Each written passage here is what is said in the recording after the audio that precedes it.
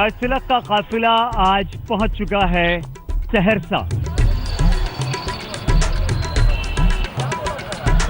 हमारे पीछे ये जो रेलवे फाटक आप देख रहे हैं, ये एक दिन में 33 बार गिरता है और इसकी वजह से इस तरह का जाम यहाँ पर रोज लगभग पूरे दिन देखने को मिलता है। एक जमाने में बेहद मशहूर थी सहरसा की मत्स्यगंधा झील। यहाँ मोटरबोट चलती थी और हजारों लोग इसे देखने आते थे, यानी पर्यटन चलता था। लेकिन आज वीरान है। 3 लाख वाली सहरसा विधानसभा में बिजली, पानी और ट्रैफिक की जबरदस्त समस्या है।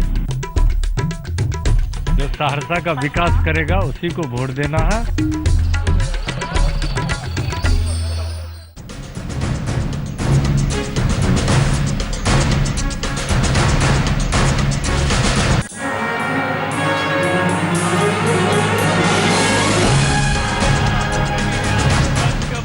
आपके साथ सईद अंसारी। कोसी प्रमंडल के मुख्यालय में इस वक्त हम मौजूद हैं। राजतिलक का हमारा काफिला यहां पर पहुंच चुका है और बिहार में पलायन की जिस समस्या का सबसे ज्यादा जिक्र होता है उसका ये मुख्य केंद्र है।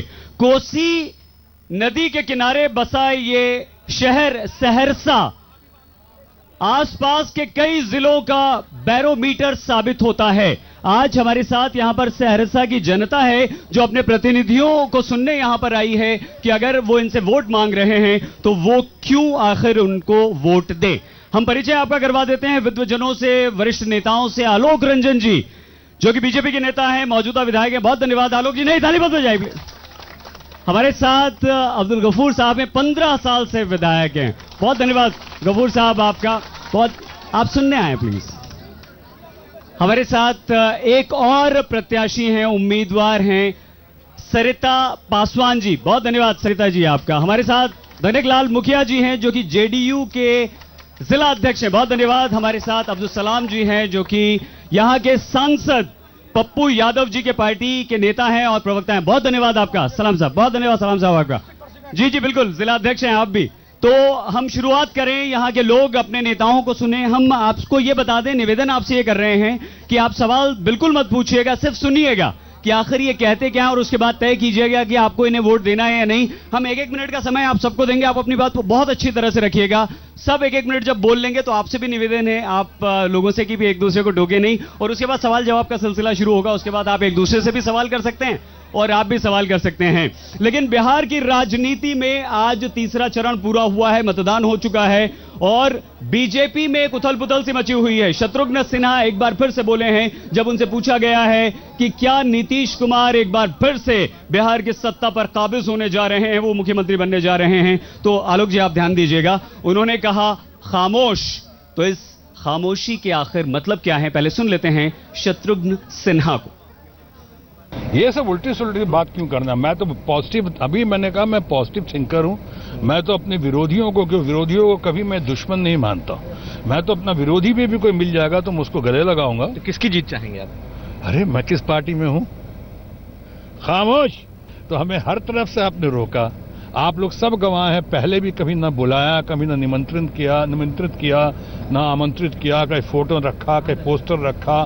जिन उन सारे लोगों को बुलाते गए सैकड़ों बार, जो पटना के सांसद नहीं हैं, बाहर के दूर दूर के सांसद हैं या सांसद भी नहीं हैं, उन लोगों को बुलाते गए। आप अपने बिहारी बाबू को, ओरिजिनल बिहारी बाबू को, शत्रुघ्न सिन्हा को, पटना का रिकॉर्ड मार्जिन होल्ड करने वाले शत्रुघ्न सिन्हा का आपने नहीं बुलाया। तो अब अगर मुझ पर कोई एक्शन लिया जाता है तो लगेगा फिर खास कारणों से, खास आदमी से एक्शन लिया जा रहा है। लोग बड़ी बड़ी बातें कर गए, उस पर एक्शन नहीं लिया जा रहा है। उनको तो पीठ थोप के आगे बढ़ाया गया। पोस्टर नहीं, बैनर नहीं, निमंत्रण नहीं, फोटो नहीं, सूचना नहीं, प्रसार नहीं, प्रसारण नहीं, कभी बुलाया नहीं गया। ऐसा लगा कि सिर्फ मुझे जानबूझकर खास कारणों से अलग किया जा रहा है हर बार। और आपने पोस्टर, बैनर कई बार आपने खुद भी दिखाया है। तो मैं कहूंगा उसके बाद क्या रह जाता है। जैसे ट्रक के पीछे लिखा होता है प्रभु अब तेरा ही सहारा, तो मेरे पास भी तो एक ही रह गया, ट्विटर अब तेरा ही सहारा। आप सहरसा के लोगों का जोश यहां पर देख रहे हैं और वो जोश इसलिए भी जरूरी है क्योंकि ये लोग आज अपने प्रतिनिधियों को सुनने आए हैं। शुरुआत हम मौजूदा विधायक आलोक रंजन जी जो बीजेपी के नेता हैं उनसे करना चाहेंगे। आलोक जी, माफी आलोक जी, जो चल रहा है बीजेपी में वो कहीं ना कहीं नुकसान पहुंचा रहा है। शत्रुघ्न सिन्हा जी की बात आपने सुनी है, लेकिन वो बात तो हम आपसे जरूर करेंगे। पहले क्या सहरसा की जनता को आप ये बता सकते हैं कि दोबारा वो आपको चुने तो क्यों चुने? अंसारी जी, सबसे पहले तो जी जी बोलिए बोलिए।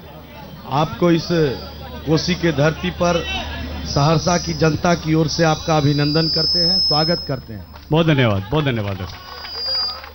निश्चित रूप से सहरसा की जनता के बीच सहरसा की जनता ने मुझे पहले आशीर्वाद दिया था और दूसरी बार मुझे इस चुनाव में आने का अवसर प्राप्त हुआ है।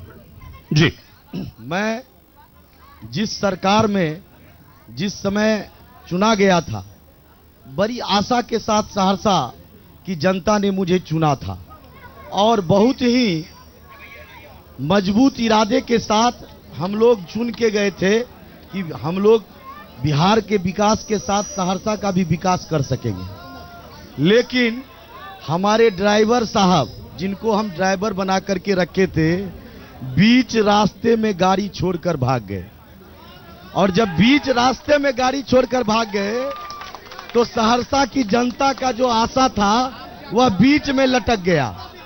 सहरसा की जनता के आशा बीच में लटक गया। अब पुनः सहरसा की जनता को अब आप देख लीजिए।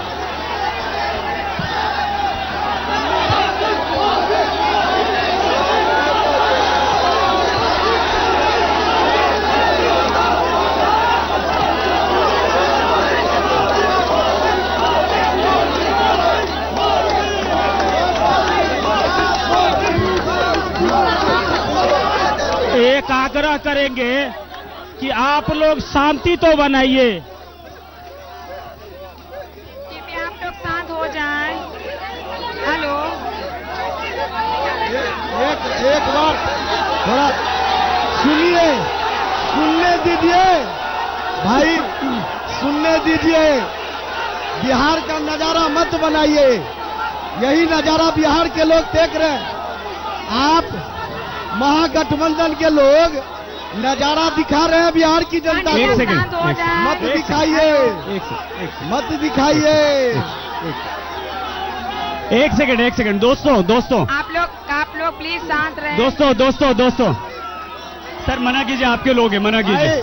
सर आप बोलिए, 1 मिनट आप अपनी बात कहिए। सारे लोग अब इसीलिए सारे लोग शांति बनाइए। यहाँ के लोग नहीं सुनेंगे, लेकिन जो घर बैठे हैं वो जरूर सुन लेंगे आपको। आप बोलिए।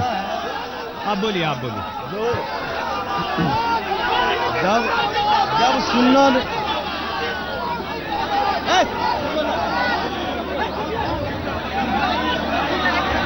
ऐसे मत करिए।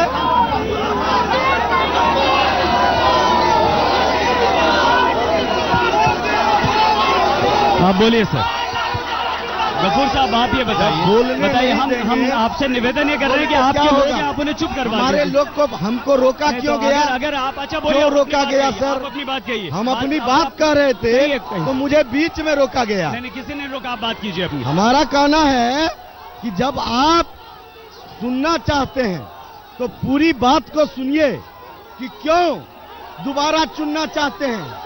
सहरसा की जनता को दूसरी बार, इन लोगों को जानते हैं सर? आशा लगा है। आप यहाँ के विधायक हैं, सभी को जानते होंगे। सारे लोग सहरसा के हैं। आप सबको जानते होंगे। एक इशारा कर दीजिए, आपकी हम बात नहीं मानते। सबको आग्रह करते हैं, आप क्या? हम सभी पक्ष को आग्रह करते हैं कि आप सुनने दीजिए, बोलने दीजिए, सुनिए, धैर्य से सुनिए। जिनको बुरा भी लगता है वो भी सुनने का कोशिश करिए। आप बताइए, आप पड़ोस से मधेशी से उम्मीदवार हैं, लोग आपको क्यों चुने? आपने ऐसा क्या किया 15 सालों में, बताइए। 15 साल से जो बिहार में सामाजिक न्याय और सांप्रदायिक सद्भाव की सरकार चल रही है, जो गरीबों के बीच, कमजोरों के बीच जो विकास के काम हुए हैं, उन कामों में अभी कुछ कमी है। इसलिए हमें जनता फिर सहयोग करके यहाँ का एमएलए बनावे ताकि हम विकास का जो बाकी काम है वो आगे बढ़ा सकें। बहुत धन्यवाद। सरिता जी, आप पहली बार चुनाव लड़ रही है, इससे पहले भी लड़ चुकी है? मैं दूसरी बार चुनाव लड़ रही हूँ। बताया जाए। बहुत धन्यवाद, बहुत धन्यवाद आप सभी का। कल हम होंगे मधेपुरा में। देखते एक्सक्यूज रहिए मी, आज आप मेरी तक। बात